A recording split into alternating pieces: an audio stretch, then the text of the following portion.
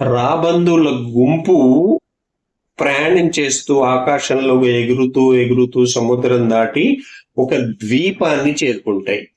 ఆ ద్వీపంలో వాటికి కావలసినంత ఆహారము, అన్ని వసతులు ఉంటాయి. ఎవ్వరు రారు, మనుషులు రారు, ఎలాంటి అపాయం ఉండదు.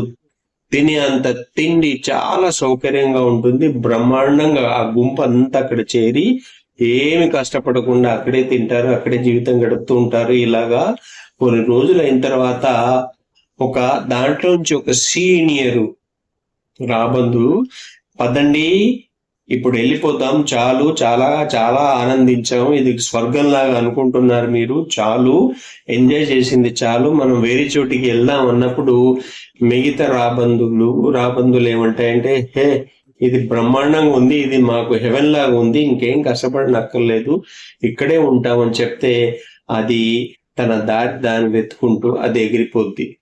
సీనియర్ రాబందు అలా పోయిన తర్వాత కొన్ని రోజులకి ఒక షిప్ లో అన్ని పులుల్ని తీసుకొచ్చారు, వదిలేస్తారు ఆ ద్వీపంలో.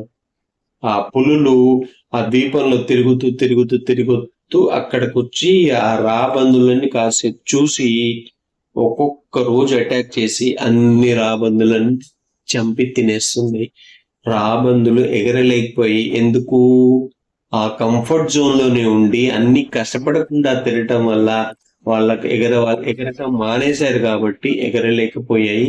ఒక్కొక్క దాన్ని పట్టుకొని చంపేస్తాయి. తర్వాత ఎగిరిపోయిన సీనియర్ రాబందు మళ్ళీ అదే దారిలో వచ్చి చూసినప్పుడు ఒక చిన్న వయసులో ఉన్న రాబందు హర్ట్ అయ్యి గాయపడి చనిపోయే దిశలో ఉన్నప్పుడు అడుగుద్ది, ఏం జరిగిందంటే ఆ ఆ రాబందు చెప్తుంది, ఆ రోజు మీరు చెప్పింది వింటే ఈ కష్టాలు మాకు వచ్చేటి కావు, మేము ఇక్కడే ప్రశాంతంగా ఇలాగే జీవితం గడుపుకుందాం అనుకున్నాం, కానీ పరిస్థితులు మారి మేము ఈ పరిస్థితికి వచ్చామని బాధపడుతుంది, చనిపోతుంది.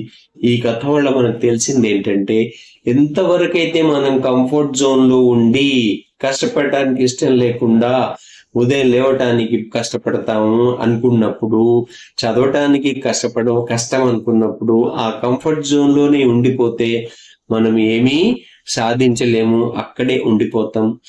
ఫ్రెండ్స్, ఇలాంటి మంచి వీడియోస్ కోసం మా ఛానల్ని సబ్స్క్రైబ్ చేయండి, లైక్ చేయండి, షేర్ చేయండి. Thank you so much.